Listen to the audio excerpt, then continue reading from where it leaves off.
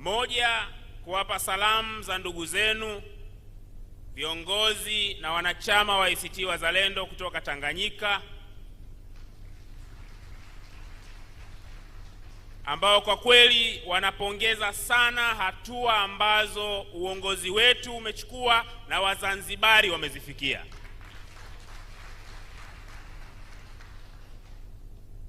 Wote wanafahamu historia ya mapambano ya kisiasa Zanzibar, mihanga ambayo Wazanzibari wameichukua, jitihada za kuleta ustawi wa taifa lao tangu kabla ya uhuru wa Zanzibar.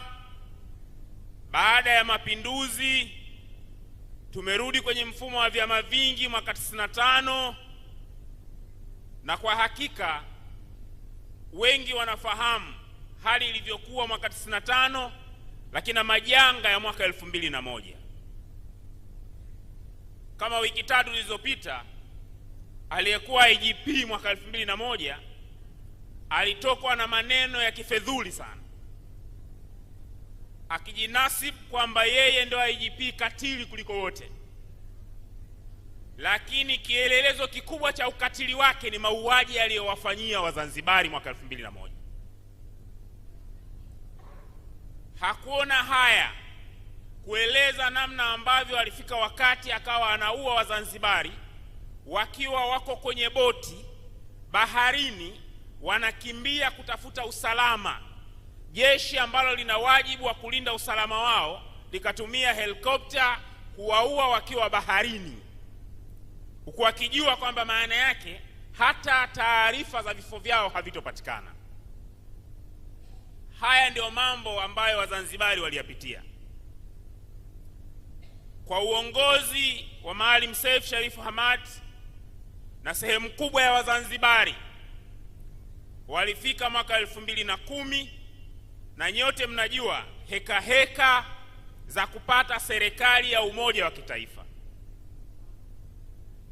Wako wenda wazimu wachache kule kwetu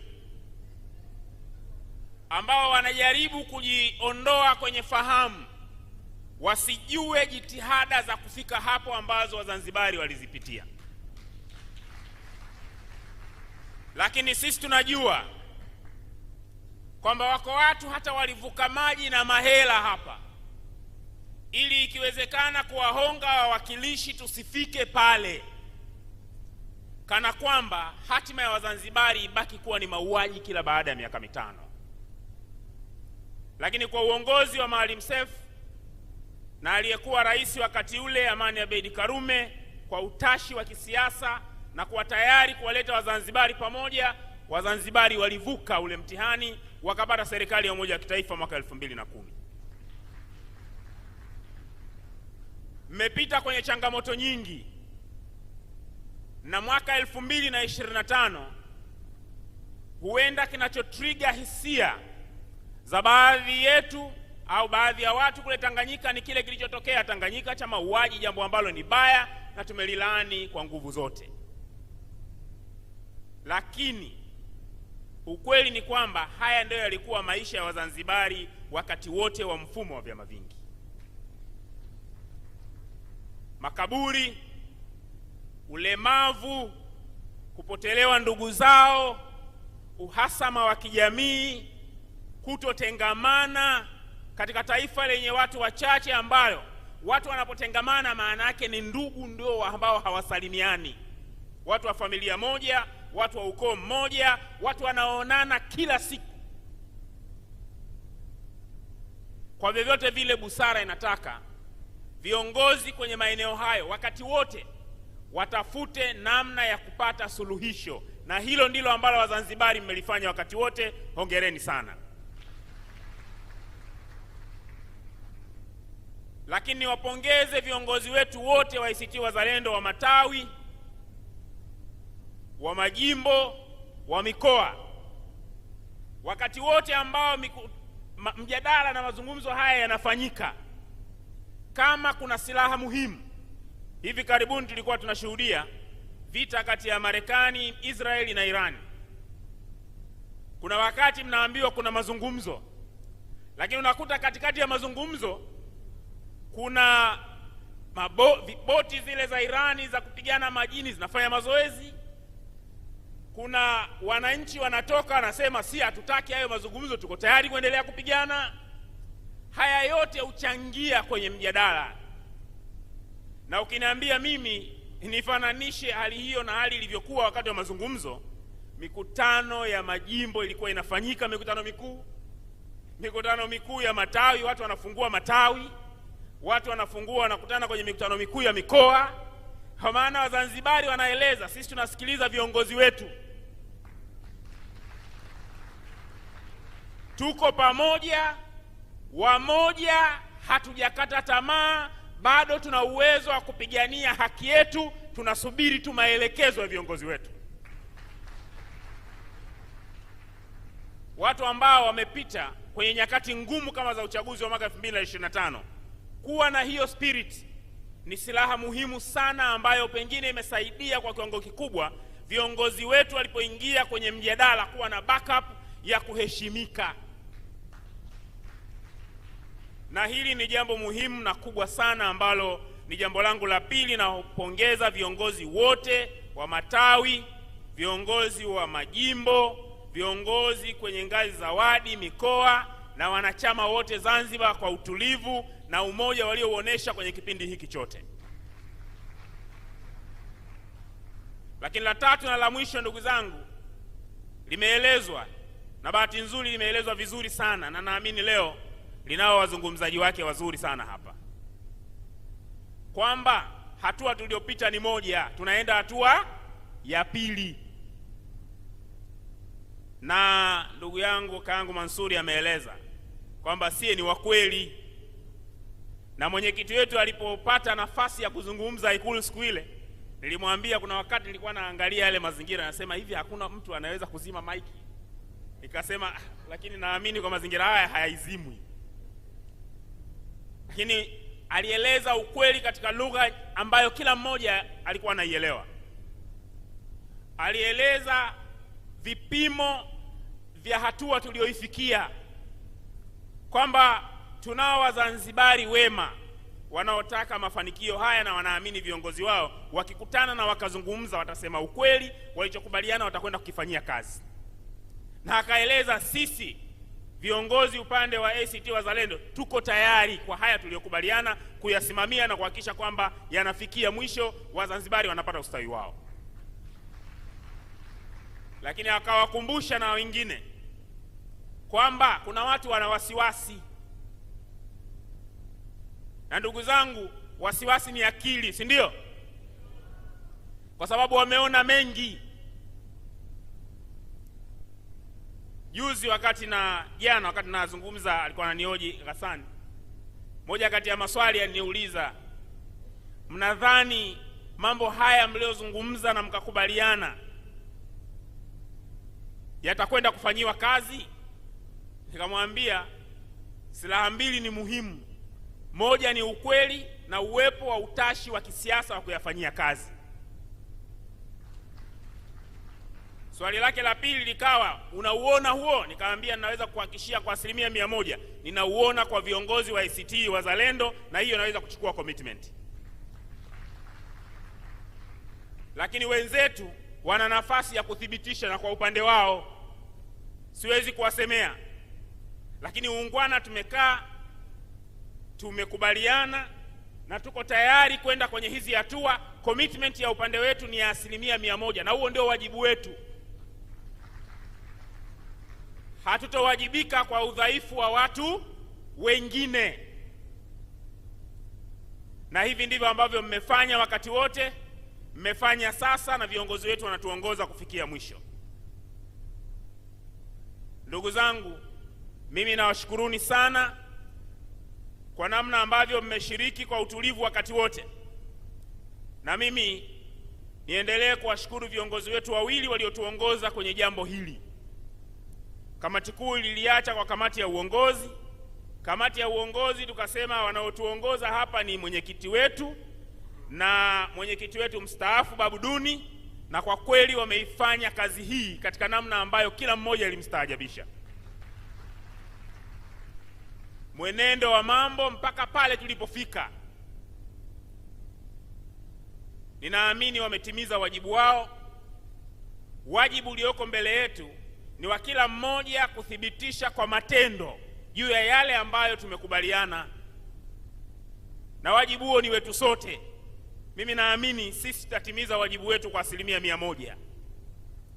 Ni wajibu wa wenzetu pia kutimiza hivyo ili kufikia matakwa ya Wazanzibari, na naamini hiyo ndio kazi kubwa tuliyokuwa nayo mbele. Baada ya kusema haya, mimi nawashukuruni sana. Natumaini kwa pamoja tutaianza safari hii, na viongozi wetu wa matawi, viongozi wetu wa kata, wa wadi, viongozi wetu wa majimbo, viongozi wa wilaya na mikoa wataendelea kuimarisha umoja wetu na kusimama tayari kusimamia hizi hatua zote ambazo tumezifikia. Asanteni sana. ACT Wazalendo. Kwa makamu mwenyekiti bara ndugu Isaka Rashid Mchinjita. Tulisema mwanzo kwamba kila mchezo huwa una steering, ndio? Steering wa mchezo huu mnamjua? Steering wa mchezo huu mnamjua? Ni Babu Juma Duni Haji.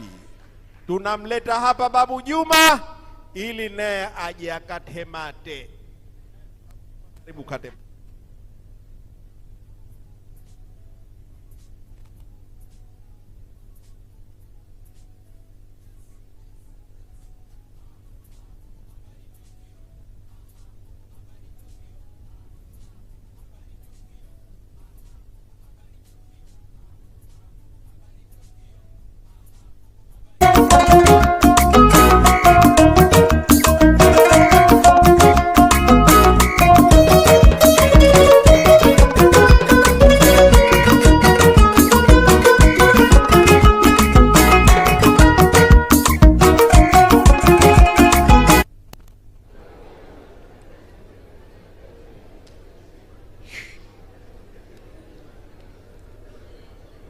ACT Wazalendo.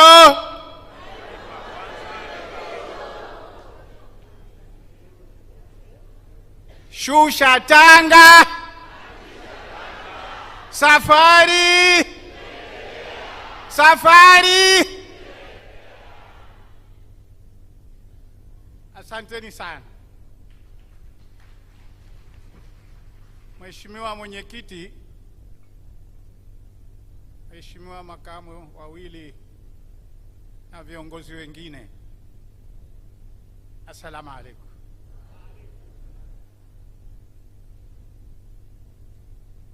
Mimi babu yenu nimepigwa na butwaa,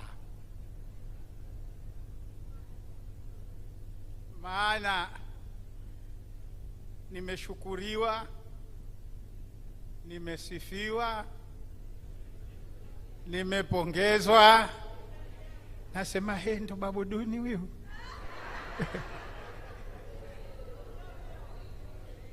Alhamdulillah.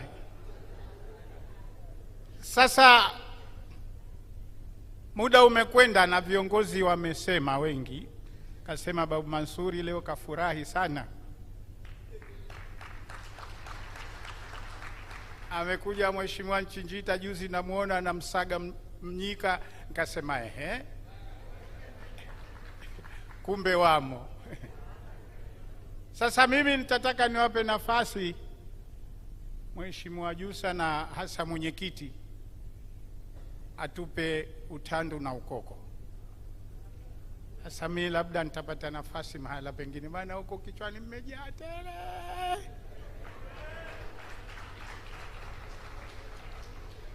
Kwa hivyo la kwanza nilitaka kutoa shukurani zangu za dhati kwa viongozi na kuona kwamba kumbe nimesaidia, nimetoa mchango wangu na wao wamenithamini. Natoa shukurani zangu sana.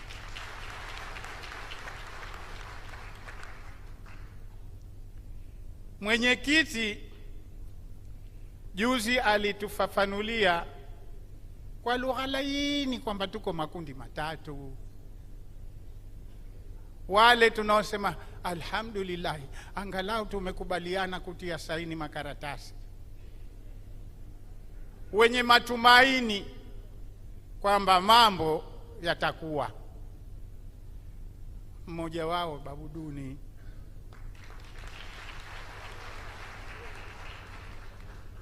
Naamini kwamba mambo yatakuwa kwa sababu pamoja na yote huko nyuma Mwalimu Seif akikejeliwa, si umekubaliana na Karume? Ziko wapi hizo karatasi? Mara hii kila mmoja kaona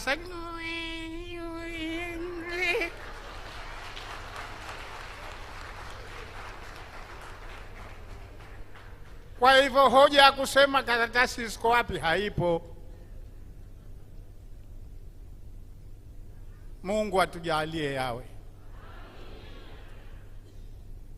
Kundi la pili, usishangae husema kishamba. Wale wanaosema Babu Juma bwana, yayo kwa yayo. Watumbatu hapo humalizia hapa na Kiswahili chao. Hakuna lolote. Kila miaka 5 ndo hivyo hivyo. Wana wasiwasi. Wanaona hayawi. Ni wajibu wao kuwa na wasiwasi. Lakini ndugu zangu, mambo kunga. Huko ndani kulikuwa mizinga hailii, lakini maneno yalikuwepo.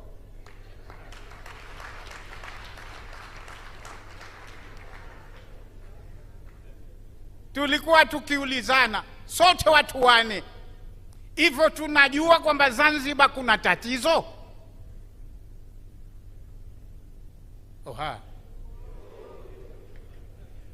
Wanajua kwamba Zanzibar tuna tatizo. Tukiliuzana hivyo, tukisema cha kwanza lazima tukubaliane kwamba Zanzibar tuna tatizo kama vile tulivyo nalo Tanzania. Lakini kwa sababu tukizungumza Zanzibar tuna tatizo, ni kitu cha ajabu. Zamani mtu alikuwa akiaminiwa kuliko wote alikuwa nani? Mwalimu. Hata mitihani sisi tukija tukisimamiwa na walimu, hautoki bwana.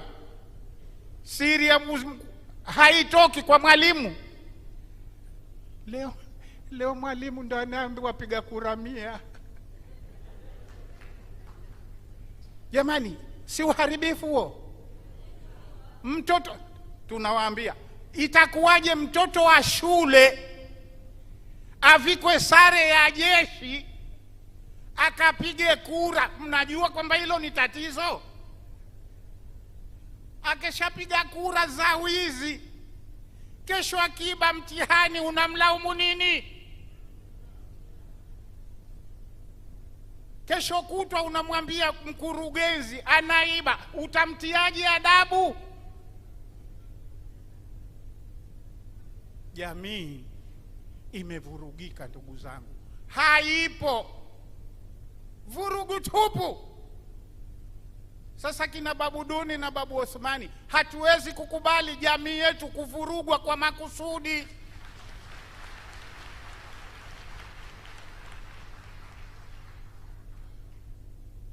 Lazima turudi kwenye reli, na kurudi kwenye reli ni kuzungumza ukweli. Na tukizungumza uko bwana wewe, mzinga haikulia, lakini maneno tukiambizana kwamba bwana Huseni, tuna tatizo la nchi, hatutaki vyeo, hatukuja kugawana nyie mupate sie tukose. La ilaha illa Allah Muhammad Rasulullah. Kwa hivyo wale kundi la pili, kuweni na matumaini. Na binadamu hilo ndo kubwa. Hope. Kesho inshallah. Kesho inshallah. Siku sote kila wakati nasema hivyo. Mungu si Makame jamani, wala si Pandu. Na siku Makame akiwa Mungu itakuwa balaa. Hata hewa hatupewi. Kwa hivyo lile kundi la pili, kuweni na matumaini kama la kwanza. Jana juzi nikizungumza na Babu Jusa, sijui tulikuwa wapi, namwambia jamani, mie mkiniona hivi naumwa sana. Wamekufa watu hapa kabla siasa. Wazee wetu walikwenda kupigwa wakati wa ndani pale jela Kilua Miguu, kwa vita vya kwamba hawataki ng'ombe wao wapigwe shindano, anthrax. Nadhani sawa sawa Jusa. Wakafa jela. Siku zimepita, siasa zimekwenda, wamekufa Wazanzibari mwezi wa Juni. Siku zimepita, Wazanzibari wamekufa mapinduzi. Siku zimepita, Wazanzibari wanakufa 2001. Siku zinapita, Wazanzibari wanakufa 2020. Haya maisha gani? Hivyo tutakuwa maisha Wazanzibari tunakufa kwa sababu tu ya uchaguzi? Tuna tatizo. Sasa tukawaambia wenzetu tuzungumze kama Wazanzibari. Hatuzungumzi hapa Karume na Sheni na Hussein. Tunazungumza sisi. Nishawahi kusema pale Majidisho, sisi ndo tulokuwepo, tutengeneze hatima ya kizazi kijacho.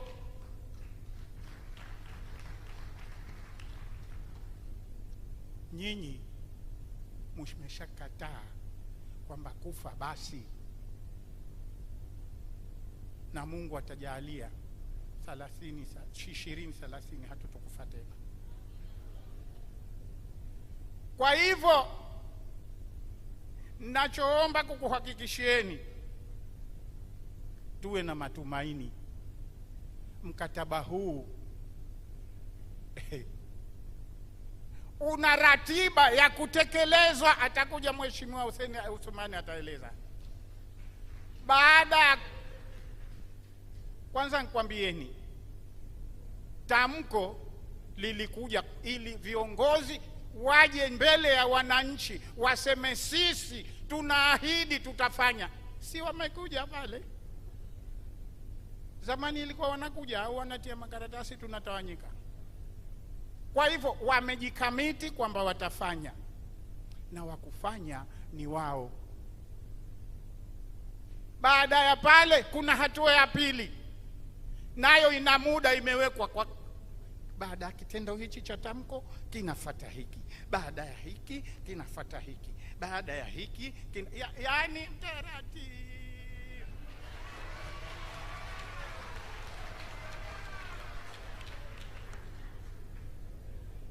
Na kisipofanyika tunarudi, mbona hili hamjatenda?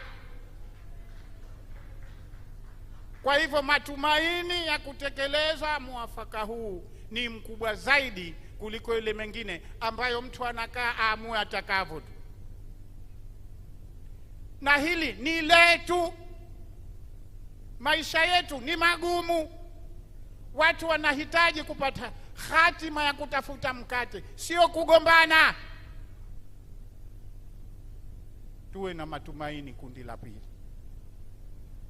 Kundi la tatu, tungoje mikutano ya hadhara.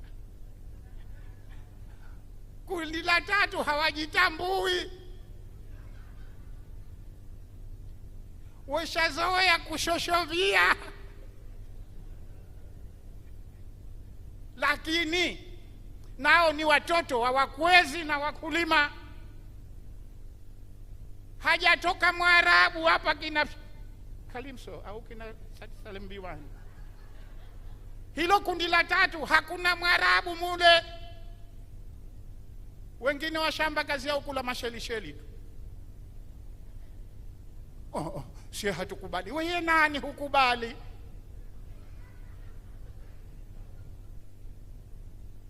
Muhimu ni kuwazindua na kuwafahamisha kwamba hatima ya nchi hii ni yetu sote, si ya kikundi.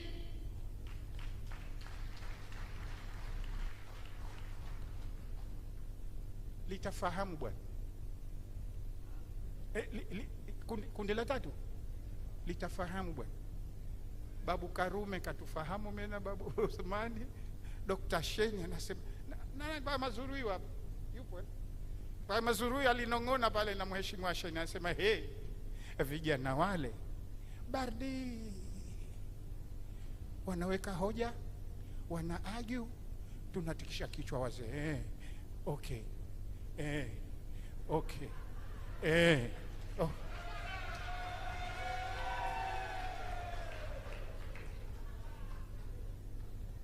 Hatukuwa na pupa, hatukuwa hamaki, tukiulizana maswala tukipata majibu, hili tia right ngua, twende jengine.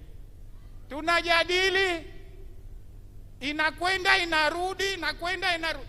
Ala, sasa tumefahamu, tia right ngua.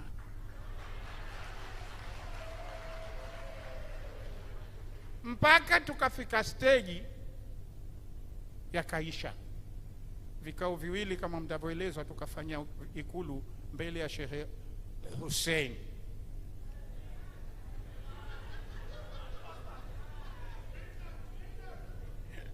Bwana Uthmani anasema sijui kama Babu Dunia na chochote. Naambia ninacho. Kwa hivyo wazee wangu, naomba tujipe matumaini. Na moja katika kitu ambacho nilisema niwaambie watu wa organization, zile nyaraka hizi zichapwe vijitabu vidogo tu, visambazwe kwenye mikoa na wilaya huko, kila mmoja asome lililokuwemo.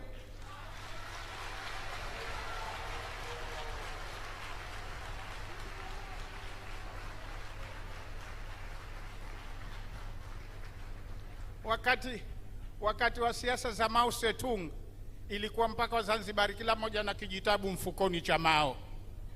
Basi sasa itakuwa mfukoni cha Uthmani. Ukisimama na mtu wa kundi la tatu unamwambia hebu ngojea, kifungu fulani kinasema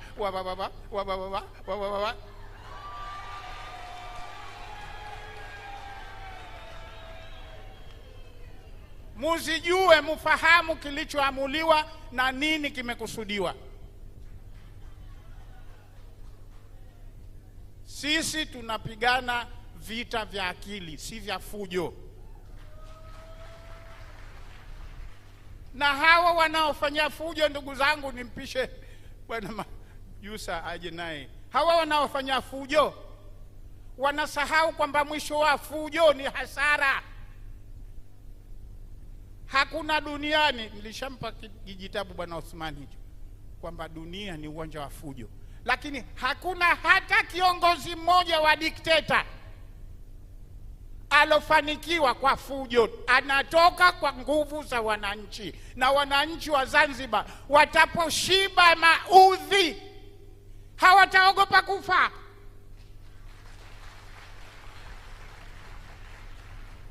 Kwa hivyo wasifikiri kabisa kwamba bunduki inawasaidia. Haiwasaidii. Wanahitaji tuwaelimishe kwamba bwana we, kama we unakwenda chooni na mimi nakwenda. Ndio.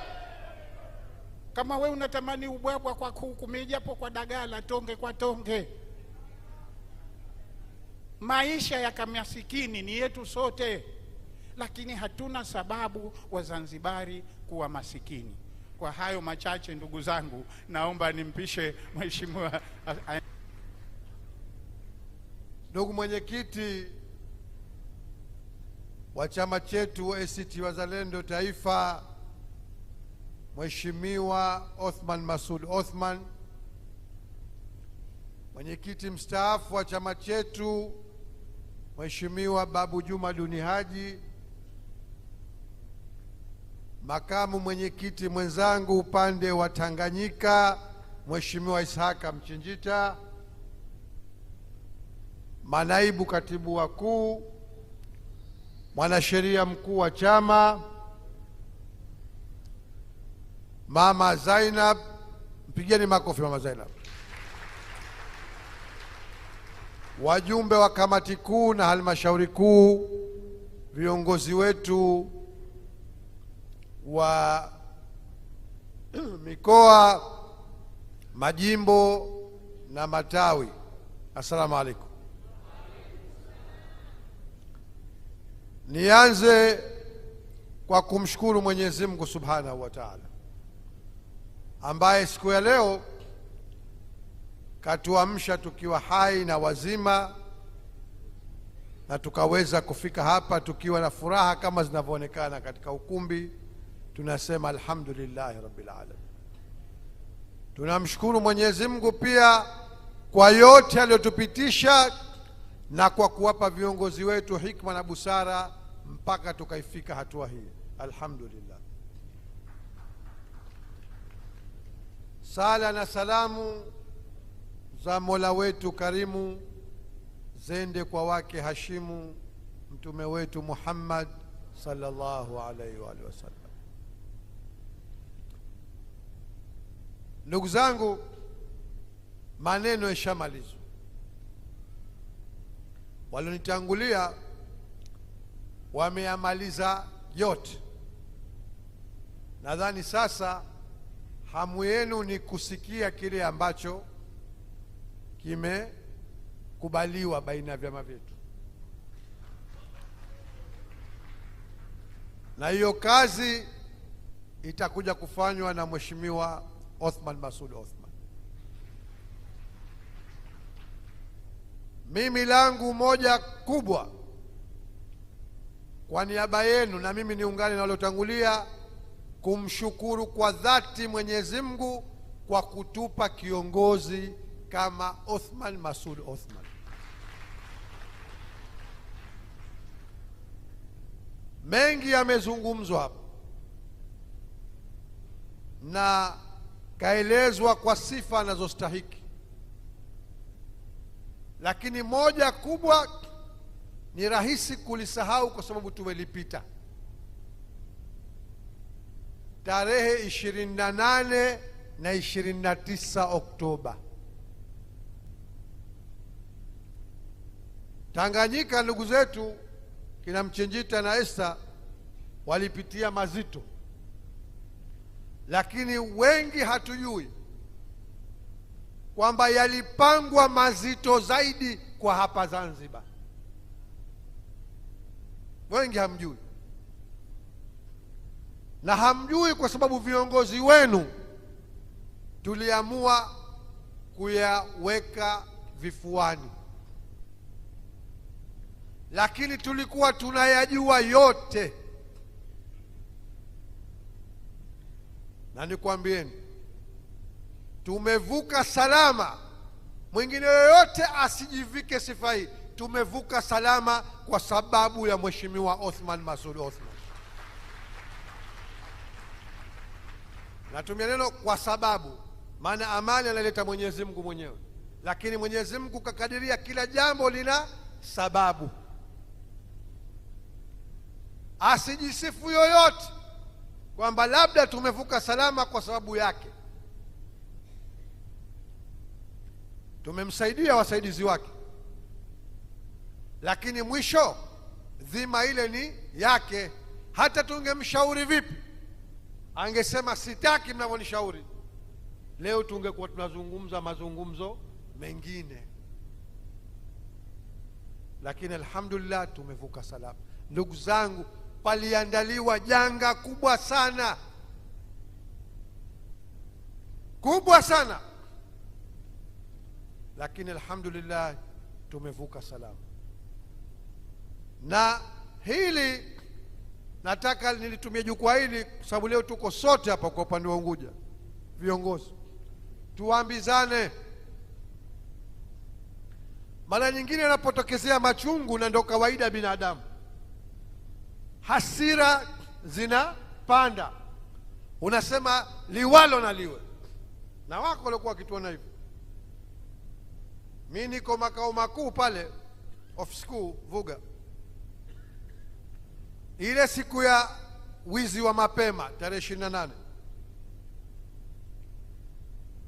masimu yanakuja Unguja na Pemba, nimejipa kazi mwenyewe, nazungumza na viongozi wote wa mikoa, watu wanachemka. Wengine dada zangu hapo hapa wanakumbuka, wamekuja mpaka ofisini. Sasa tunayaachia, naambia si mmetupa dhamana sisi, twendeni hivi. Yakaja tarehe 29, tayari hakuna mitandao katika nchi, lakini taarifa zinakuja yanayoendelea upande wa pili. Tumeituliza nchi. Sasa nasema la kwenda kuwapelekea ujumbe, hata tungefanya hayo, watu wengine walikuwa kidhani kwamba tufanye, mwisho wake ingekuwa nini? Tumeaona upande wa pili, mwisho wake ungekuwa nini?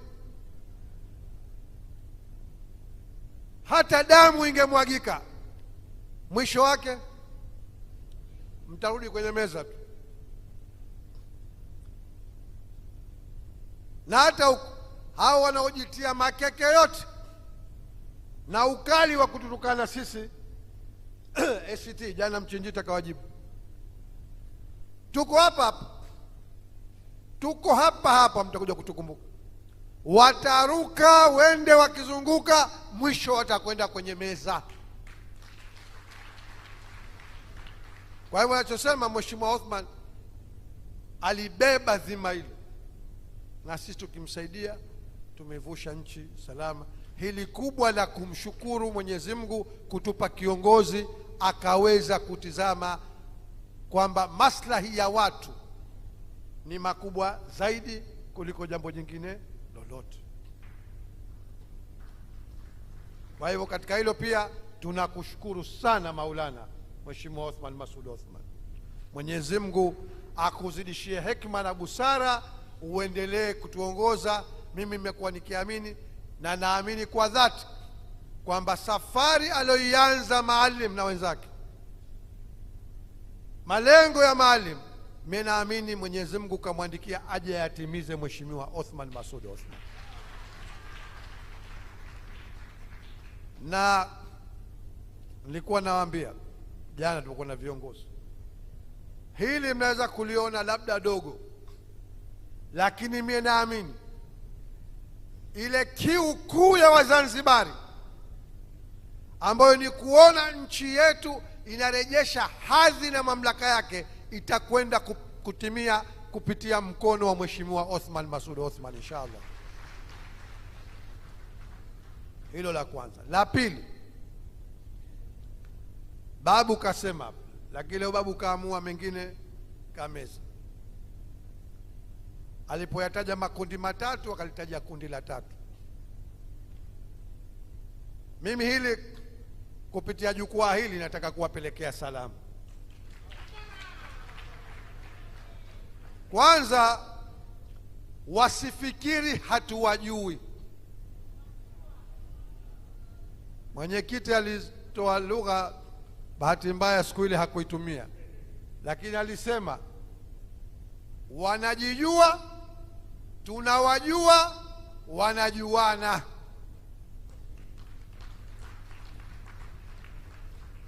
Na nitakwambieni siku ya kikao chao Kisiwandui pale cha kamati maalum, wako miongoni mwao waliosimama kuyapinga haya. Tunawajua kwa majina. Kila jambo lina siku yake, lakini nachosema tunawajua kwa majina. Wako waliosema mnaridhisha bure hawa, si tunakwenda hapa. Mnakwenda wapi?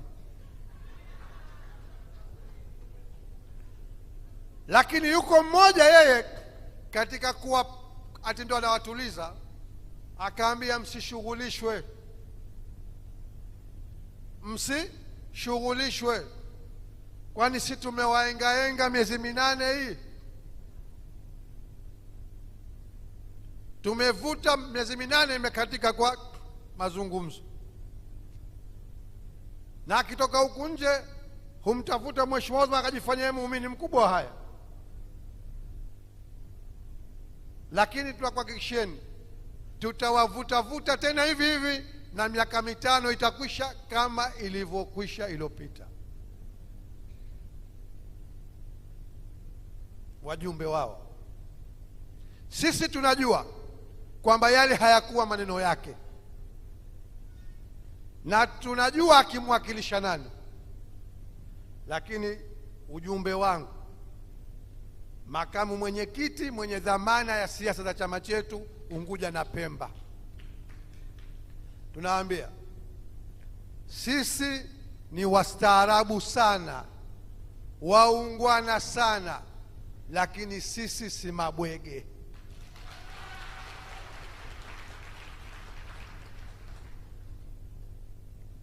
Tumejali maslahi ya watu, tumefika hapa, na wenye rekodi wote tuliowahi kuzungumza nao wanalitambua hilo. Hatujawahi kwenda kinyume na lile ambalo tunakubaliana. Anayekwenda kinyume atakuwa mwingine, sio sisi. Na ndio maana tulipokatibiana na muungwana Mheshimiwa Dr. Amani Karume, hasa maridhiano 2009, hakuja kuwa hata na kipande cha karatasi, lakini yote tuliyokubaliana yalitekelezwa 100%, kwa sababu alikuwa muungwana na sisi tukawa muungwana. Leo inadhihirika ndani ya nchi, kuna kiongozi gani mstaafu mwenye heshima pande zote ndani ya Zanzibar anayemzidi Mheshimiwa Dr. Amani Karume katika nchi? Mimi naamini aingie sasa hivi, sote hapa tungenyanyuka kwa heshima. Kwa hivyo sisi tuna rekodio. Sasa salamu zangu nataka kuwa hapa, nasema tunayajua yote wanaokaa wakiyapanga. Tunaloambia, tumekubaliana, tumetoka hadharani pande zote, tumetoa kauli kwamba tutayatekeleza pande zote mbili. Sisi watatukuta tumetangulia mbele katika nia njema, lakini wakilikoroga tutalikoroga. Wakilikoroga tutalikoroga. Wakidhani hayo walosema kwamba watatuchezea, wakatafute wa kuchezea. Huku hakuchezewi mtu huku. Mheshimiwa Mwenyekiti,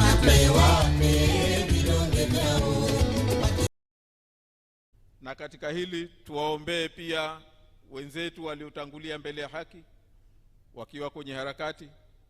Tuwaombee wenzetu ambao ni wagonjwa na wenye dharura mbalimbali. Mwenyezi Mungu kwa wagonjwa awajalie siha njema, waendelee na harakati zetu hizi. La pili, naomba nichukue fursa hii kwa dhati kabisa kuwashukuru viongozi wetu ambao wamefanya maandalizi haya yawezekane na yafanikiwe.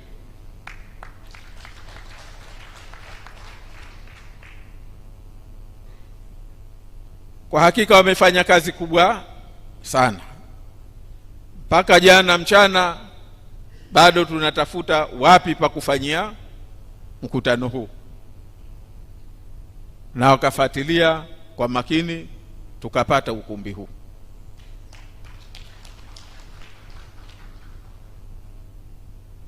Lakini kwa namna ya kipekee, kwa namna ambayo sina maneno mazuri ya kuyaeleza, lakini naomba mkubali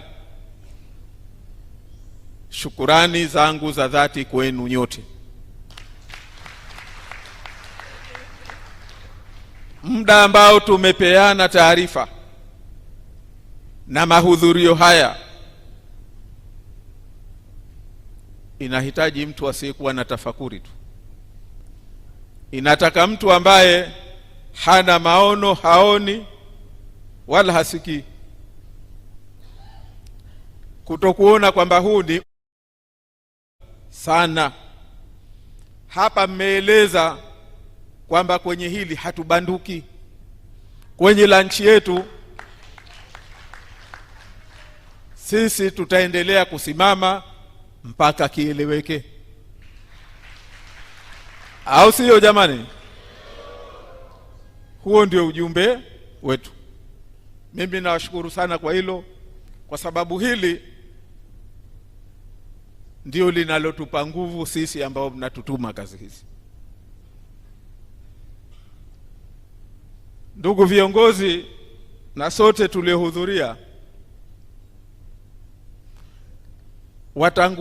waliozungumza, walionitangulia kuzungumza, nyote mtakiri kwamba kwa hakika ni kama wamemaliza maneno. Litamani hata nisiyatikise tena, nisiongeze chochote, kwa sababu kuyafahamu haya walioeleza ndio muhimu zaidi. Mimi naamini pengine hata kilichomo ndani ya tulichokubaliana, kwa sababu haya tulioelezwa ni muhimu, yanatuimarisha sisi tuliomo humu ndani. Ndio engine ya kuhakikisha kwamba safari yetu tunafika. Na wao leo injini hii wameifanyia service vya kutosha. Tulikuwa tunaambiana jana, tulikuwa na kikao, kwamba sifa ya chama hichi kina wataalamu. Chama hichi kina nini? Kina wataalamu bwana, kina mafundi tena wazoefu kweli kweli. Chama hichi wakiona kwamba kwenye gari kunatoka moshi mweusi, hawendi kubadilisha bomba la moshi. Kuna wengine wao wakiona kunatoka moshi mweusi, la mwanzo wanakwenda kubadilisha bomba la moshi. Nalijua lile la kwenye gari, exhaust wanalita, au sio? Wazungu wanasema exhaust pipe, sisi haya tu Kiswahili. Mwingine bomba la moshi, mengine exhaust. Huku wanakwenda kuangalia injini, wanajua ukiona moshi mweusi yenye matatizo ni injini, sio bomba la moshi. Tunafahamiana? Wenzetu ndio maana kukaa na lile kundi la tatu, wanabadilisha bomba, hawacheki injini. Sasa sisi huku waliotangulia kuyaeleza wanajua kwamba hii injini hii lazima isafishwe, iwe vizuri, ili safari yetu iende tufike wasalama. Hakuwa na wasaidizi weledi, wameifanya kwa weledi mkubwa sana, na mimi nawashukuru sana. Sasa mimi maneno yangu yatakuwa mafupi tu, lakini la kwanza na muhimu, mimi naomba nitume salamu, na naamini hii itakuwa kwa niaba ya Wazanzibari wote, kwa niaba ya Watanzania. Nitume salamu kwa waziri wa mambo ya ndani,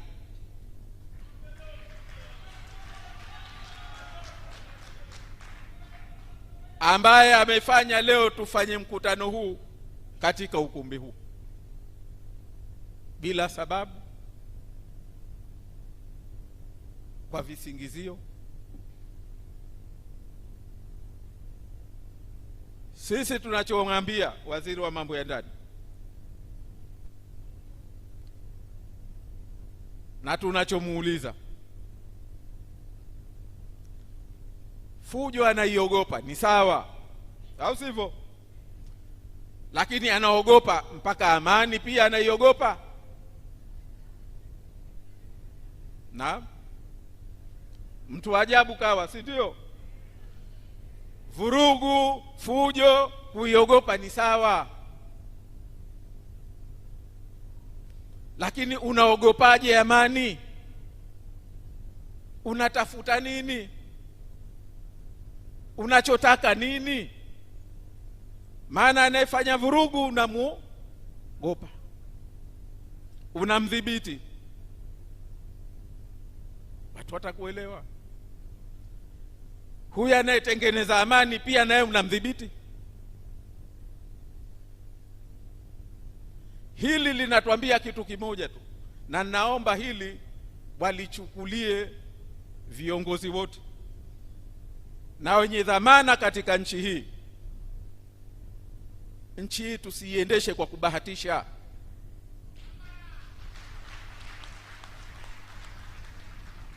Tusiiendeshe kwa kubahatisha. Kuna mambo mengine ni aibu, mengine ni fedheha kwa Tanzania hii kwamba yanafanyika. Tunaendesha nchi hii kwa kubahatisha. Kama tumepata uhuru jana asubuhi,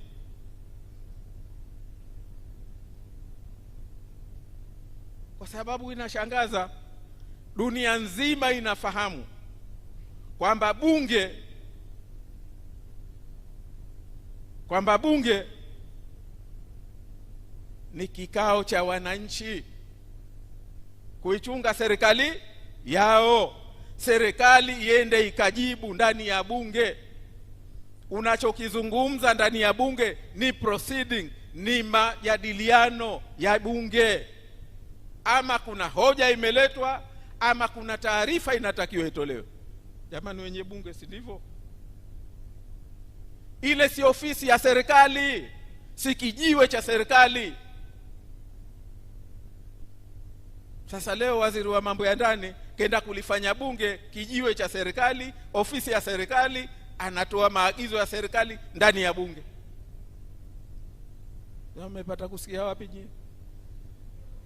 Ukilieleza mle jambo unachangia hoja au unatoa taarifa, bunge litoe maamuzi.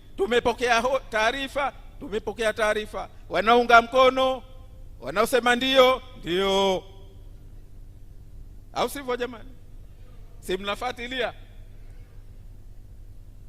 Ama iwe ni hoja, wanaunga mkono hoja, si ndio? Wasiounga mkono,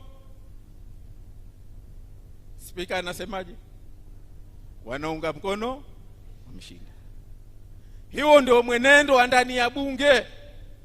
Haiwi ofisi ya serikali, haiwi kijiwe cha serikali ukatoa maagizo, na maagizo hayo jamani, huo ni tumepotea,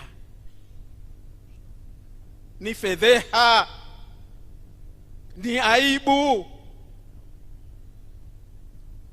Kwa hilo lazima tusiendeshe nchi hii kwa kubahatisha. Tulipofika si pa kubahatisha, kuna weledi wa kutosha. Lakini la pili niseme, lazima waziri wa mambo ya ndani afahamu katika nchi hii tuna mamlaka 3. Tuna tamaduni za kuendesha siasa tofauti. Zanzibar tumeunganishwa vyama vya siasa, tumetakiwa viwe vya kitaifa, au sio? Lakini hatujaunganishwa utamaduni wa kufanya siasa.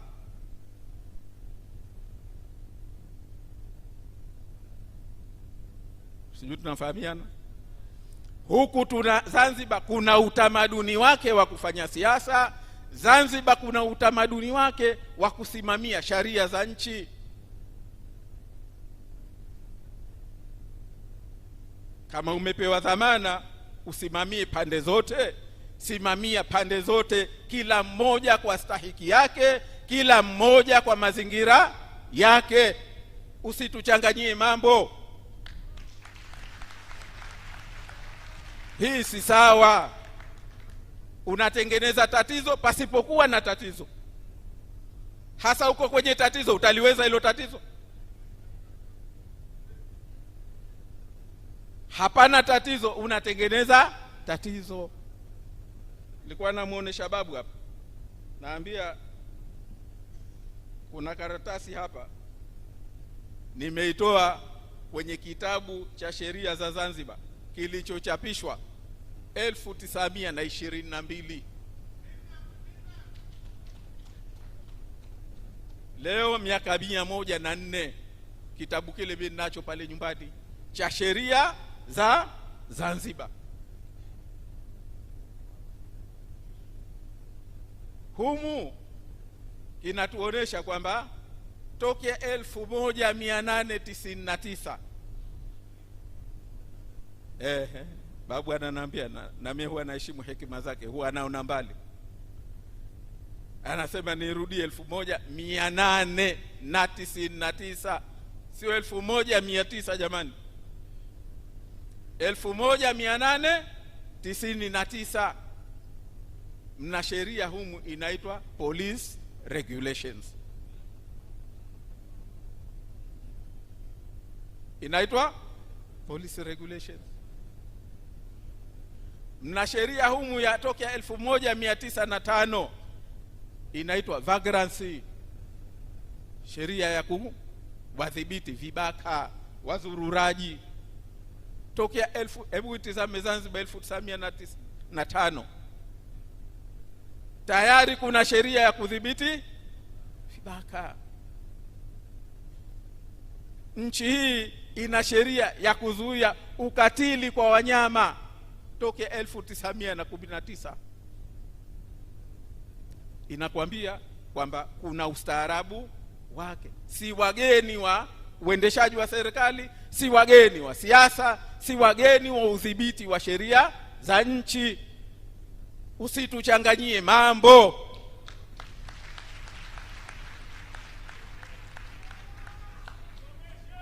Tuheshimu, tuheshimiane, tuachie, tuendeshe mambo yetu kwa mustakabala tunauona kwa mujibu wa utamaduni wetu wa kufanya siasa.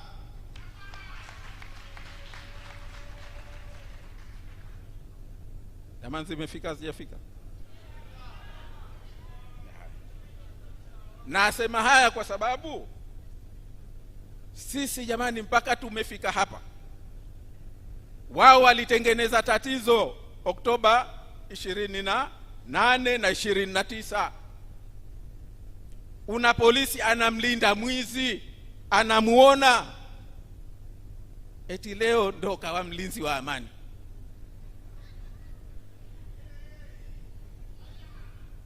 Mambo lazima tuambizane. Tunataka kujenga nchi hii upya, imevurugwa sana. Wameivuruga, wasiendelee kuivuruga. Sisi tuko katika juhudi za kutengeneza, wao wanachojua ni kuvuruga. Na kama si wavurugaji, wao ndio walioleta tatizo hili. Unamlindaje mwizi polisi, una bunduki mbele yako, mbele ya macho yako? Ukimwambia polisi hana la kusema. Na sisi tunajua, hatuwalaumu polisi, walikuwa vituone, ndio amri waliopewa, ndio amri waliopewa. Kwa hivyo tunasema kwa Katambi, sijui kwa nani, kwa IGP, tunasema tunatafuta kutengeneza nchi hii, wasituharibie.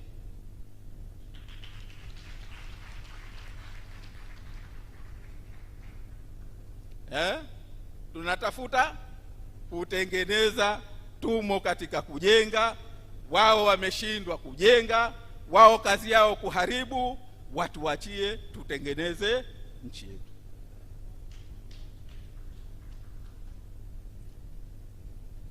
Tumefahamiana jamani? Zishafika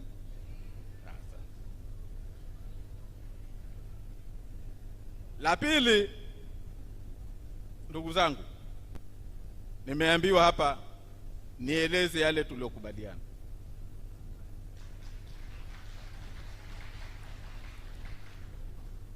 Mimi nitangulie kusema, kwanza niendeleze shukurani kwa wote, kwa viongozi wetu, na kwa namna ya kipekee kukubaliana.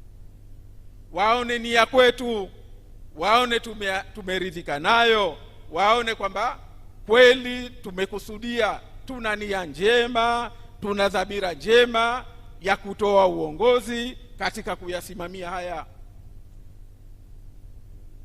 Haya ndio makubaliano yetu ya mwanzo, jambo la mwanzo tuliokubaliana. Na hili likazaa nini? Likazaa tamko la pamoja. Tumefahamiana? Lile tamko la pamoja lilosomwa ni mchakato, na ndugu zangu, mimi nikwambieni, ndio jambo lilochukua muda mrefu.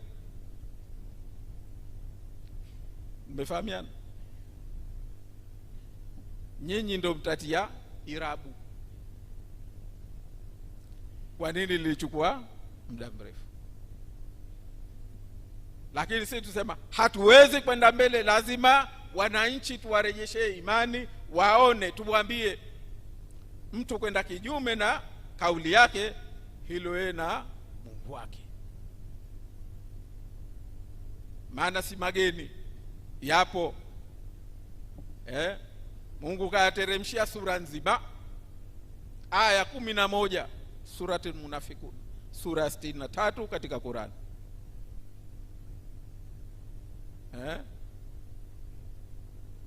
Kuwaeleza khiana ya kukubaliana, khiana ya kusema wewe uko hivi, huku ukarudi ukafanya mengine, na jinsi Mwenyezi Mungu alivyo ilani tabia hiyo.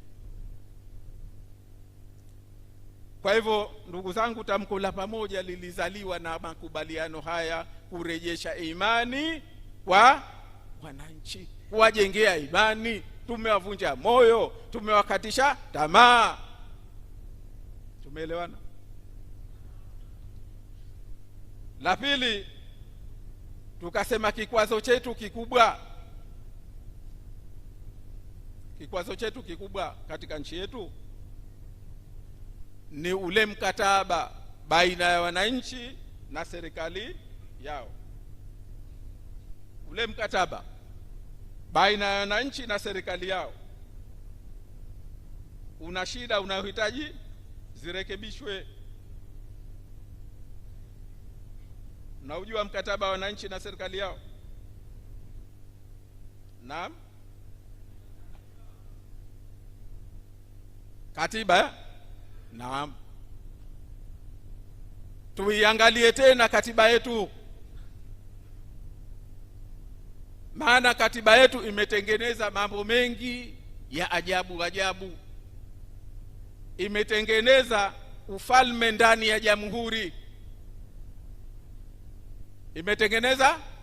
ufalme ndani ya jamhuri. Unakuwa na rais ambaye ni mfalme, sio mtumishi wa watu. Anaweza akaamua lolote. Yeye ndiye anayechagua mawaziri, yeye ndiye anayechagua majaji, yeye ndiye anayechagua jaji mkuu, mwenyekiti wa tume ya uchaguzi, mkurugenzi wa tume, yeye ndiye anayechagua auditor general, yeye ndiye anayechagua sijui nini.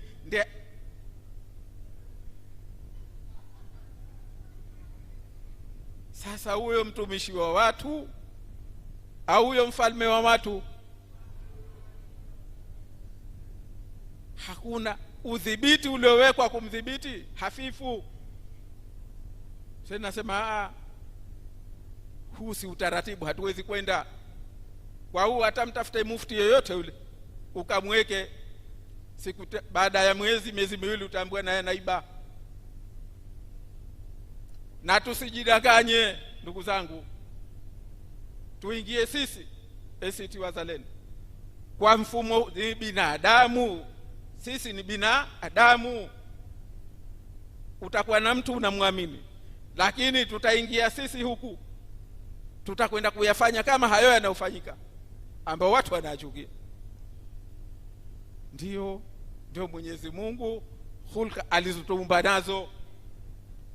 Tunasema tuiangalie utaratibu ambao hatutokuwa na mfalme katika jamhuri. Ana ukomo wake, ana mamlaka yake, na ikitokea kaharibu, wewe una utaratibu wa kumdhibiti.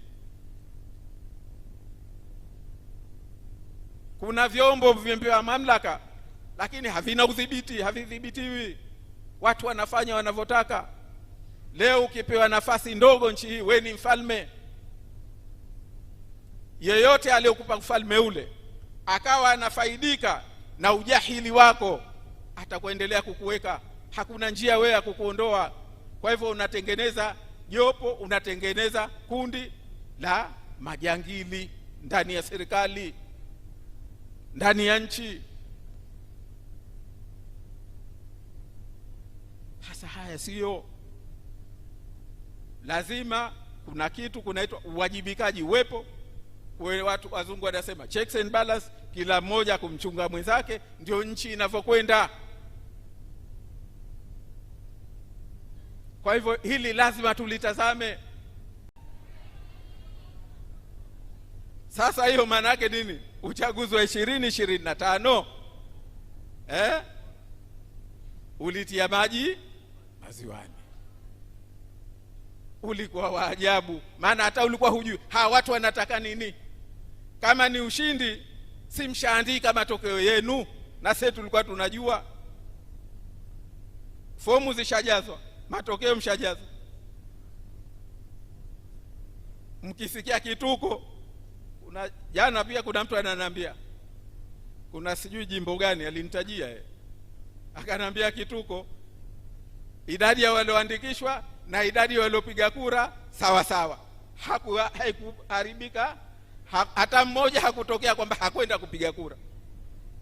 Hii inabidi tuitafute, ikatiwe kwenye the World Book of Guinness Record, Guinness Book of World Record. Kama ambavyo Zanzibar tuna tumo kwenye Guinness Book of Record kwa uchaguzi wa Chake Chake, ambapo kuna mbunge alishinda kwa kura moja. Hiyo haijavunjwa. Sasa hii nyingine kali zaidi inabidi nayo ikaingie. Hayo mengi tukiyahadithia hapa, tutatoka na sisi tumelewa. Jamani, kweli si kweli? Maana ulikuwa hujui ukiona amelewa kumbe hawajalewa, au sio? Sasa tumesema bwana, kuna la kujifunza. Uchaguzi huu nao ukachunguzwe, ikaangaliwe kulitokea nini, ili tukirekebisha tujue tunarekebisha nini. Tumefahamiana? Si kwenda kumnyang'anya mtu kiti, maana hili lilikuwa na wasiwasi kweli kweli, lilitia homa watu huko. Maana wengine walikuwa na nadhiri, keshaiba kura, keshaiba jimbo, nadhiri yake jambo la mwanzo tutakwenda hija mimi. Wako bwana waliofanya hivyo. Wako waliofanya hivyo. Kwa hivyo tumesema waende watu wakatazame, jamani, kulitokea nini, ili wazimu ule usitokee tena. Tumeelewana? Lakini katika hili jambo jingine la 4 katika hili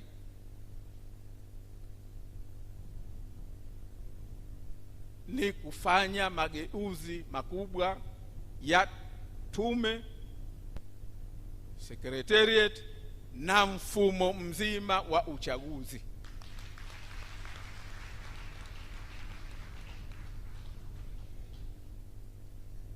Naamini Sheikh Omar aliziangalia kwa makini kabla hajasaini, lakini tulimpeleka IG kwanza, akaja akatuambia, jamani, sasa tunayo hati ya kuweza kwenda kutia saini. Maana mpaka dakika ya mwisho bwana anawaambia, jamani, sikilizeni, mimi mtu mkubwa sana kwenye chama, kama hii hamkuiweka sawa, ikawa kama tulivyokubaliana, haji mtu kusaini. Aliwaambia maneno ya mjomba, mjukuu wa Pili Hamisi, aliwaambia hapa haji mtu kusaini mpaka mimi mwanasheria mkuu wa chama niridhike hati hii iko sawa sawa tulivyokubaliana.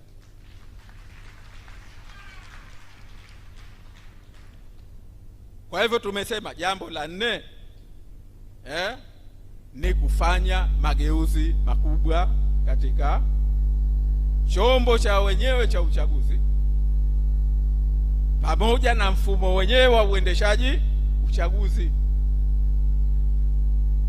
Vinginevyo tukiendelea hivi, tutabidi tujenge soba, tujenge na hospitali ya kuwashughulikia walioathirika na uchaguzi, maana sasa kunaenda kuingia na wazimu. Jamani, mmelipata la ngapi hilo? Jambo la 5 ni kuchambua na kukubaliana maeneo mahsusi ya ziada ambayo haya tulikubaliana yapo 10. Tumefahamiana? Haya yako 10. Hayo ni pamoja na mageuzi ya mfumo wa utoaji haki, kwa kizungu wanasema legal sector reform, mageuzi ya utumishi wa umma, maana kulifanyika kazi kubwa huko nyuma, lakini imekwenda imevurugwa. Kama kuna kilichovurugwa sana nchi hii ni utumishi wa umma. La 3 ni mageuzi katika serikali za mitaa,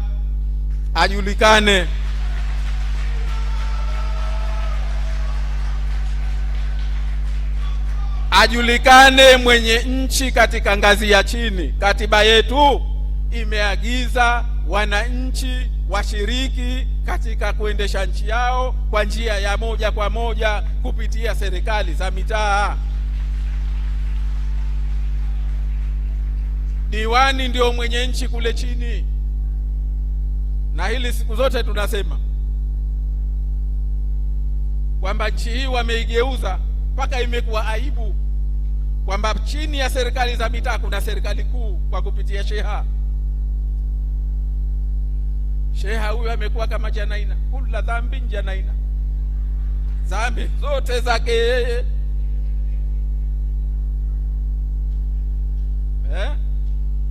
Siku hizi hata ukitaka kufanya shughuli tu nyumbani kwako sheha, au sio? Ukitaka kupiga mnanda sheha, au sio jamani? Haya mambo ya wenyewe wananchi, madiwani ndio wenyewe.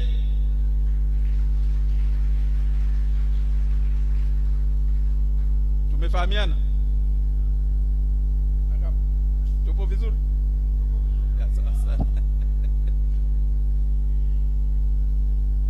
Kuna mengi jamani. Nchi kusema kweli, maendeleo yake, nchi zote zilizoendelea zinakuwa na mfumo madhubuti wa serikali za mitaa.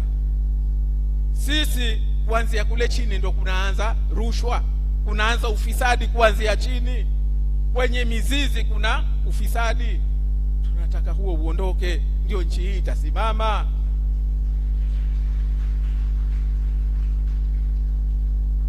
Na jengine ni suala la vitambulisho vya Mzanzibari.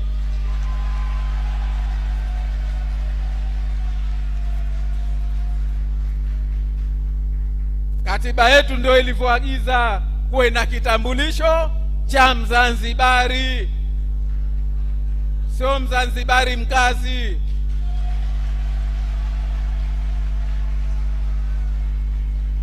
Sasa kama wanavyogopa hivi, sasa unagombeaje urais, unagombeaje ubunge, unagombeaje uwakilishi? Na sifa ya msingi ni kuwa Mzanzibari.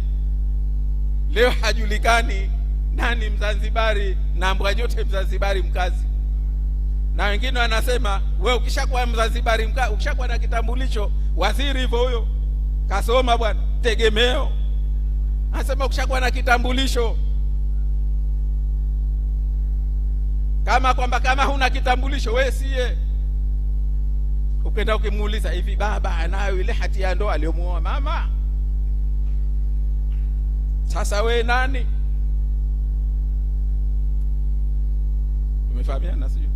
Ili swala tuulizane, maana ikiwa kile kipande ndio kinachokufanya wewe Mzanzibari, ina maana na hati ya ndoa, kile cheti cha ndoa ndio kinachokufanya wewe halali, au sivyo? Haya mambo mengine wapime. Lakini swala la mtu kuwa Mzanzibari, hii ni haki ya msingi ya kila Mzanzibari, haki ya kikatiba, na ndio msingi wa yeye kuwa na haki ya kugombea. Rais lazima awe Mzanzibari wa kuzaliwa. Anakuwaje rais hana kitambulisho cha Mzanzibari, hatambuliwi kwamba yeye ni Mzanzibari? Tumsikia kuna mwalimu mmoja maarufu anasomesha ndani ya baraza, anasema mimi ndio mwenye wa Zanzibari.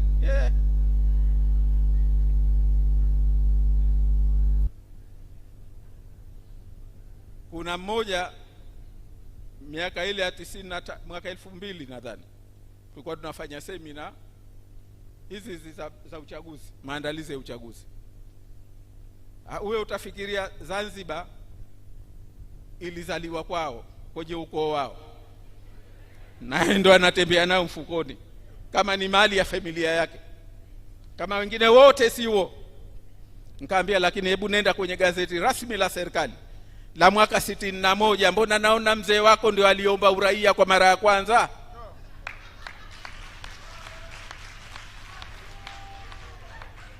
Wako hao wamejitwika, ni yao nchi hii yetu. Hebu turudi kwenye kumbukumbu, mbona liko jina lake? Au si ndio babako anaitwa hivi? Kama huna nitakuletea kopi. Tumeelewana ndugu zangu?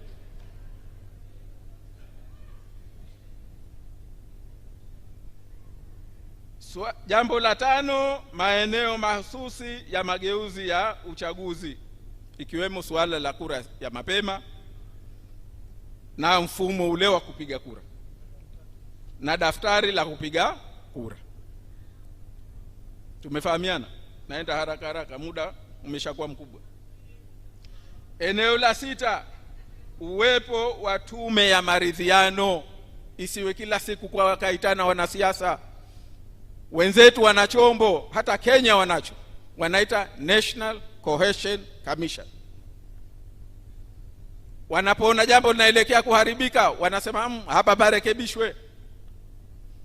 Kuna watu wanapofanya viongozi mambo ya kuigawa nchi, wanawaita na wakawapa karipio, nyinyi mnafanya vitendo hivi vya kugombanisha watu, vya kuondoa.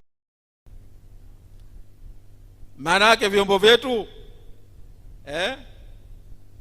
vyetu utafikiri hata hiyo Uhuru na Mzalendo wamevishinda. Hao Uhuru na Mzalendo wana angalau hapa, sisi unafanya shughuli ya uchaguzi tu wa chama, hata hilo wanashindwa kuandika. Unatangaza brand promise, Habari Leo na Daily News wanaandika tena front page. Hapa kwetu hilo linawashinda. Tunasema lazima jana turekebishe. Kuna chombo kimoja kilileta pendekezo la kwamba ijiendeshe kibiashara. Naambia biashara ipi?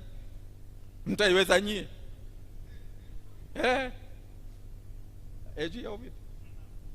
Mtaiweza nyinyi biashara?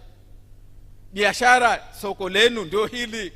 Nusu ambao ndio sisi, nyie mmetutenga, hatumo. Sasa biashara yenu mtakwenda kutenga, mtauza kwa nani? Nusu ya wateja wenu mmewatenga. Naambia wale wananchi, Nipashe hiyo Habari Leo, mnafikiria wanaandika habari zetu kwa kutupenda? Wanaandika kwa sababu wana maarifa ya biashara, wanajua kwamba watapata biashara. Naambia leo tasbihi nyingi zinatengenezwa na Wachina Waislamu, au sio? Misala mingi tunaosalia inatengenezwa na nani? Wachina. Mchina Muislamu, lakini kaona kuna biashara kwa Waislamu. Akili simple. Huwezi kuwa na akili hizo alafu ukatengeneza biashara. Sasa angalau tuwarudishe hao wamelala. Na jambo la 9 ni vyombo vya ulinzi katika uchaguzi. Ukisha kumaliza uchaguzi, watu wanaopenda amani kama wao hakuna. Lakini tunawajua sisi mpaka kura walizopewa kwenda kupiga kura mara ngapi. Kila chombo ilipewa kura ngapi za ziada. Na jambo la 10 ni muundo bora wa serikali ya umoja wa kitaifa. Kule Pemba anasema sasa hivi hatuna serikali ya pamoja, tuna serikali ya pamoja. Tumefahamiana? Hasa haya ni mambo 10 ya kitoto namba 5. Tumefahamiana? Jambo la 6 ni mfumo wa serikali ya umoja wa kitaifa utakaoakisi kusimamia mageuzi haya. Haya kwa ufupi ni kukaa tukajadili vipi tunaweza tukashirikiana vizuri ndani ya serikali katika kujenga na kusimamia mageuzi tunayoyataka. Na la 7 ni kuweka mfumo wa utekelezaji na kuandaa ratiba itakayokubalika na pande zote mbili. Mambo 7 ambayo ndani yake mna mengine 10 kitoto. Tumeelewana ndugu zangu? Kuna mtu ambaye humu leo kavunjika moyo? Kuna mtu ambaye anasema nilikuwa nawaambia wenzangu, kuna bwana mmoja yeye alikuwa akitafuta sindano kwenye supermarket lina ghorofa 3, limejaa vitu vya kila aina, wenzake wanamsubiri nje. Alipokuja havipi, asa hamna kitu humo. Anasemaje? Hamna kitu. Kwa nini? Hakupata sindano aliyokuwa akiitafuta. Lakini supermarket ina ghorofa 3, imejaa, imesheheni vitu. Sasa inawezekana na sisi tutapata wengine humu wanaotafuta sindano hajaipata, mwasema hamna kitu bwana. Tuwatarajie wa namna hiyo. Wamo humu ndani watafuta sindano, aseme tuseme jamani, mie shida yangu ilikuwa uzi wa kidonge, hamna, sikuona humu, hamna kitu. Hao mengine yote tumefahamiana.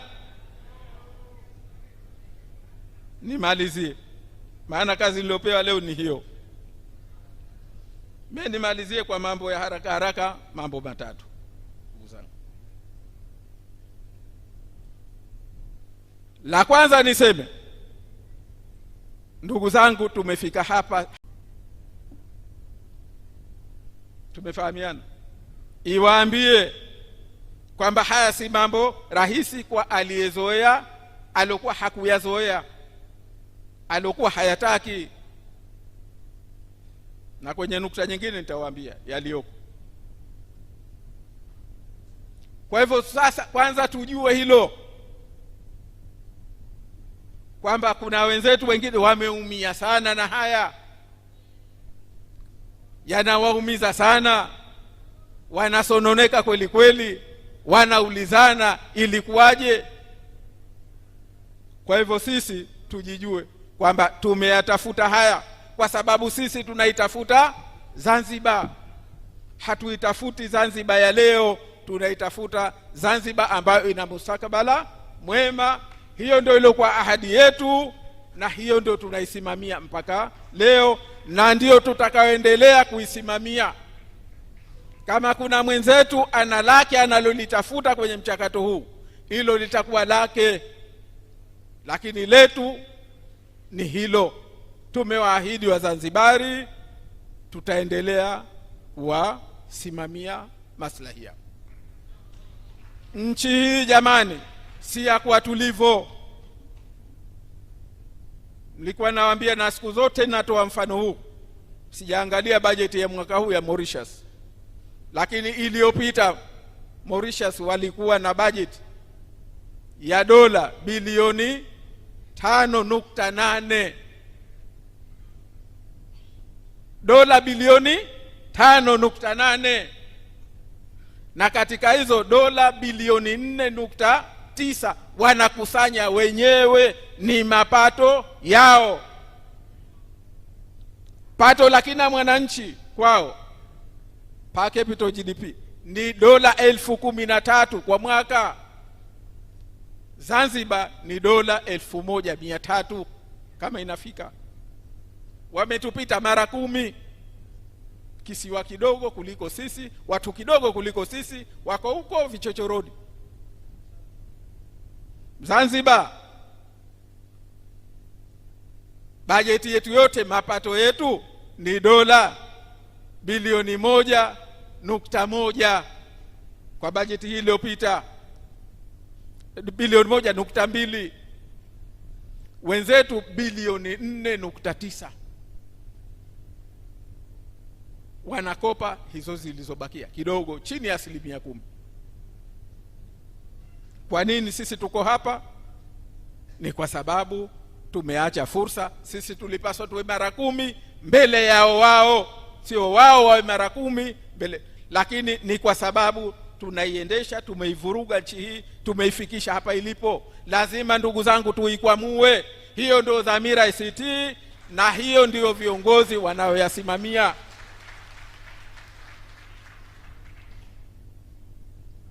Kwa hivyo hili tulijue, hili ndio tushikamane nalo.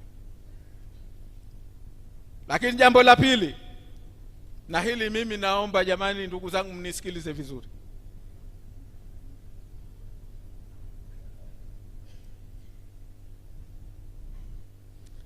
Nimeona Zanzibar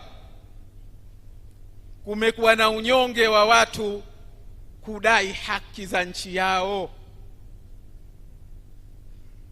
Sisi haya tulioyafikia, hatua hii, ndugu zangu, hatujapewa sadaka na mtu,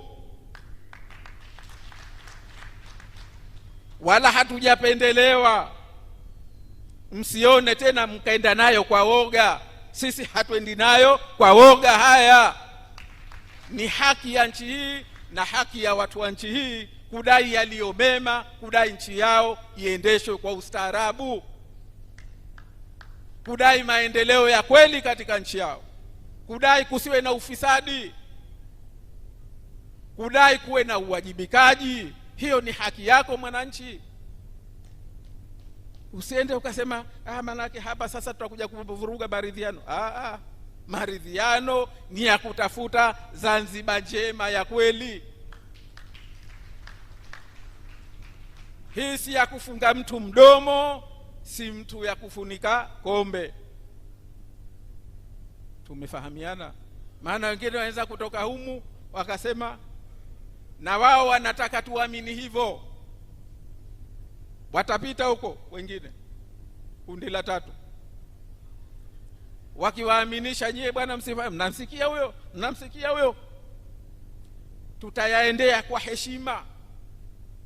Haya tumeyaingia kwa heshima, kwa staha, tumeyaingia kwa ridhaa yetu, kwa kuyaamini, kwa nia safi. Mwenyezi Mungu ndio shahidi yetu. Lakini kamwe hatutoyachukulia kwamba hii ni sadaka au kwamba hii tumefanywa ihsani. Maana kuna mtu ana kiukurugenzi tu, lakini bwana we, utafikiria Zanzibar wameipika kwao wakatuletea tu mezani. Tumefahamiana? Lakini la tatu, na mimi nimalizie, ndugu zangu, hapa hatujafika safari, hapa ndo tumeanza safari.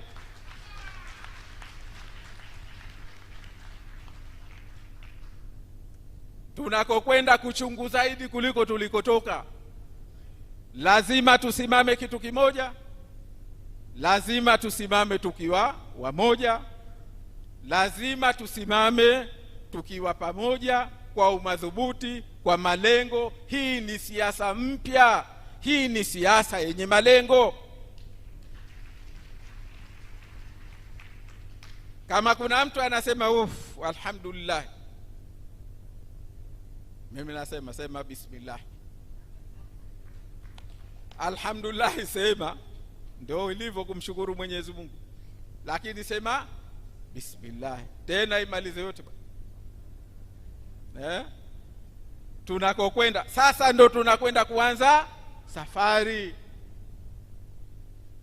Unasikia wengine wanshaanza kupeleka salamu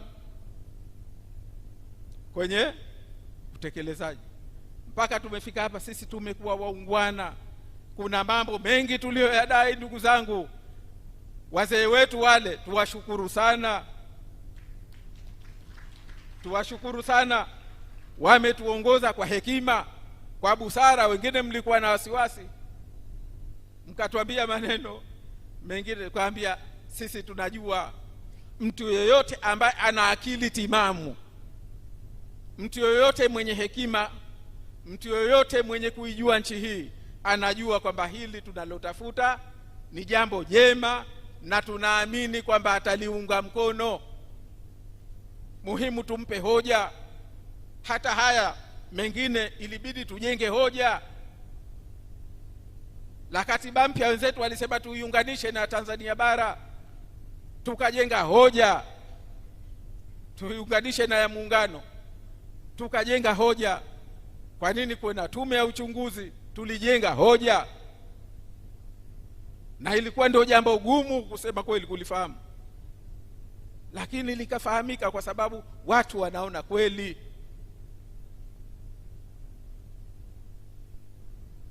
Tumefahamiana. Kwa hivyo mimi niwaambie hilo, tuna kazi ngumu mbele yetu, tuna kazi kubwa. Tushirikiane, tutoe ushirikiano.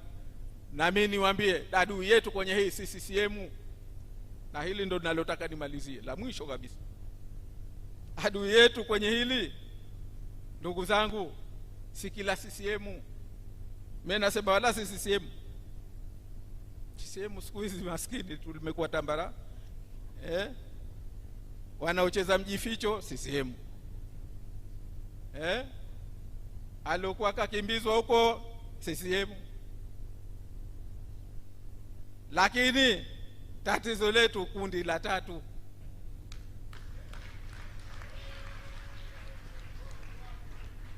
Nilishasema maneno, sina haja ya kuyarudia. Na haya yako hata huku kwetu kundi la tatu liko, kwa sababu anaona kakosa sindano.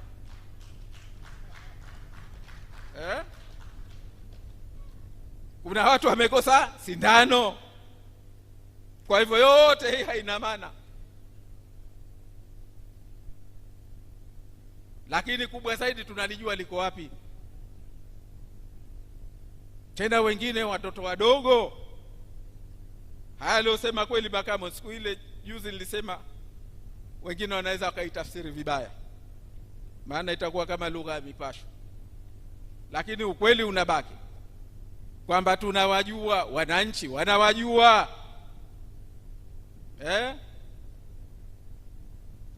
Wanajijua wenyewe.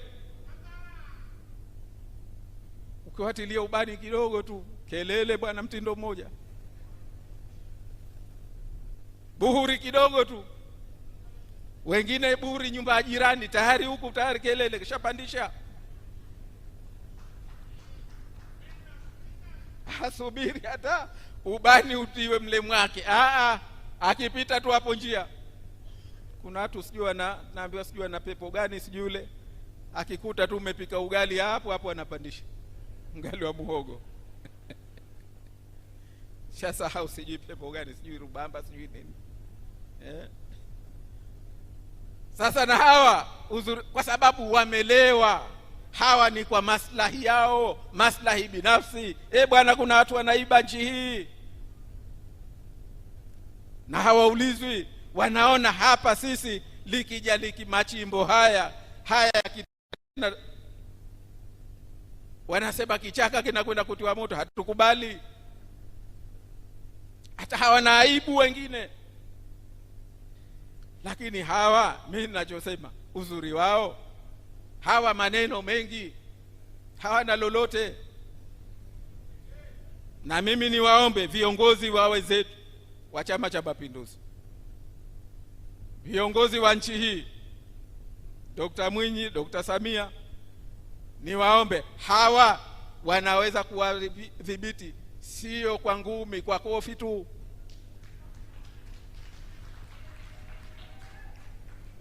Hawa hawahitaji ngumi, kofi tu. Wamepanda kibri bwana, wamepanda kibri, wanamtukana kila mtu, wanasema nchi ishauzwa. Kauziwa nani? Inapelekwa wapi? Tuambizane mapema, mambo ya kijinga kabisa. Kwa hivyo tunasema sisi tuko tayari, hatushughulishwi na kundi la 3 wala kundi la 7. Sisi tutakwenda kuyasimamia haya kwa sababu Wazanzibari ndio wanayoyataka. Na mimi niwaambie ndugu zangu, haya kama kuna pahala tunaungwa mkono na Wazanzibari wote ni katika haya.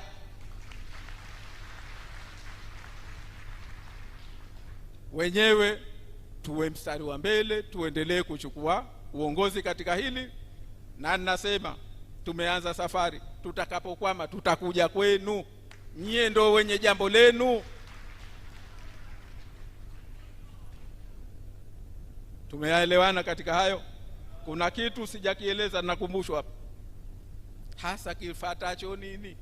Wenye TV usema kifatacho au sio? Basi nimalizie kwa kuyaeleza hayo, maana nyie mmeona tu pale pamesainiwa, pamefanywa nini. Juzi palisainiwa tamko la pamoja ambalo linatokana na ajenda namba 1 la kurejesha imani kwa wananchi. Cha pili, hati aliyosaini Sheikh Omar hapa, naibu katibu mkuu, walisaini haya mambo ambayo tumekubaliana kwenda kuyafanyia kazi. Sasa kinachofuata, cha kwanza, tunakwenda kuunda kamati ya pamoja.